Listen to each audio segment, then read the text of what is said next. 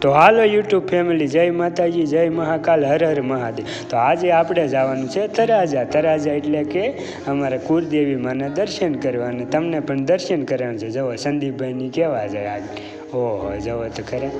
તો આપણે આ જવાનું છે બરાબર, અને ત્યાં જઈને જવો તમે ડુંગરો પણ જોઈ શકો છો। હા એબલજીનો ડુંગરો, હો ભાઈ એબલવાળા। આ જવો હોટલ આવી, કિષ્ના